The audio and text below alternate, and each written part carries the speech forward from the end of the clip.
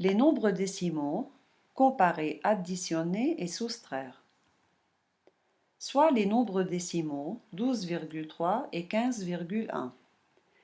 On commence par comparer les parties entières. Si elles sont différentes, le nombre qui a la plus petite partie entière est le plus petit. La partie entière de 12,3 est 12, la partie entière de 15,1 est 15. Et comme 12 est plus petit que 15, alors 12,3 est plus petit que 15,1. Soit les nombres 7,25 et 5,2.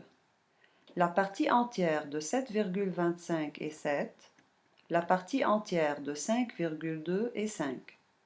Et comme 7 est plus grand que 5, alors 7,25 est plus grand que 5,2.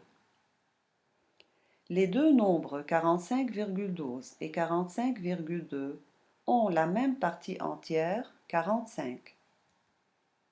Si deux nombres ont la même partie entière, on compare leurs chiffres des dixièmes.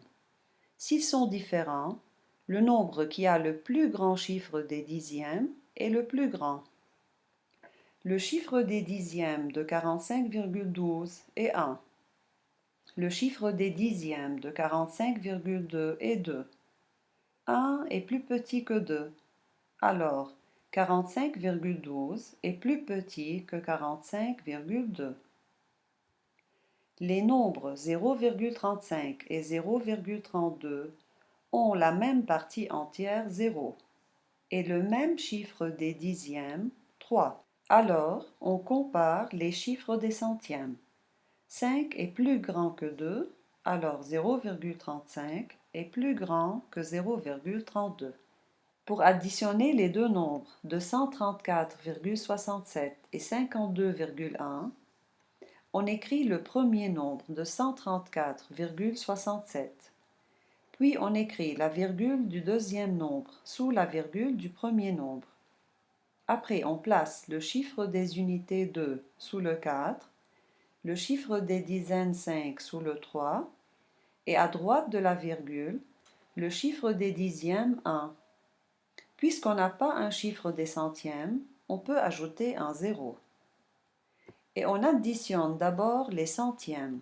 7 plus 0 égale 7. Puis les dixièmes, 6 plus 1 égale 7. On place la virgule et on additionne les unités. 4 plus 2 égale 6. Les dizaines, 3 plus 5 égale 8. Et on abaisse 2. 234,67 plus 52,1 égale 286,77. 987,23 moins 45,12. Pour soustraire, on suit la même démarche. On place les chiffres et on commence par les centièmes. 3 moins 2 égale 1, puis 2 moins 1 égale 1, on place la virgule et on continue. 7 moins 5 égale 2, 8 moins 4 égale 4 et 9 moins 0 égale 9. On obtient 942,11.